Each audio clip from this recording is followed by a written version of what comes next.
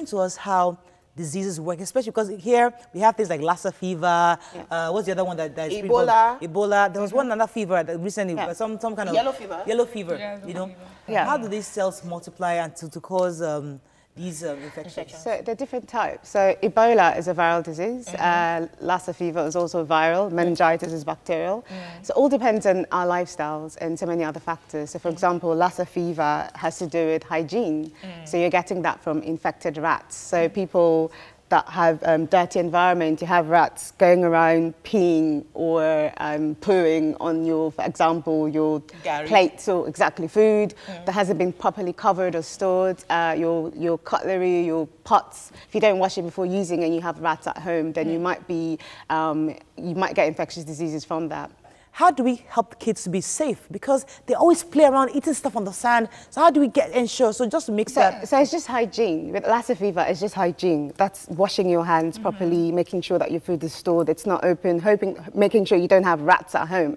Rodents control. You might have bought the gari from the market that has rats. So you will carry the gari into your house. And cover it at home. And then you will cover it. And people cover the disease. I just say blood of Jesus. But that's the thing. Blood of Jesus. We need to know where there's the food. nothing you can do to gari. But we need to know where we source our foods from. That's the thing. So the person who sells food in the market is look, the person can either kill you or not. So we need to demand better from these people who sell food. But in the short term, what do we do? It's basic hygiene. That's what it is. I mean, we have a lot of sewage around and people don't clear dumps. And I mean, you eat bully on the side right next to the sewage. I mean, like, so you're talking about. But for children, it's just education. You don't have to wait for them to get to like, what, 20 years old. You start to tell them from a very young age. Children are they learn, they're like sponges. Whatever it is that you tell them, they soak that up. So you start to educate them so they know, they're aware of these things.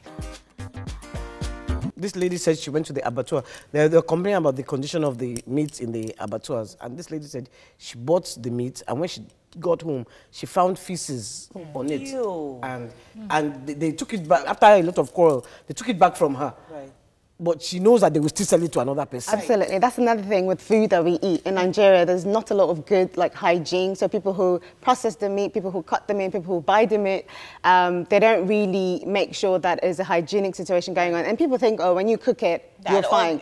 But that doesn't happen because with parasites, they need to evolve. Some of them can actually withstand heat. So then the question is, how much heat do you apply? Right? So if you're cooking your food well done, you might be covered. Or even while washing, you may have spread the infection into your skin. That's another thing, because you don't even know what it is. You see what kind of infection it is. If it's Ebola, then, then you're going to get it.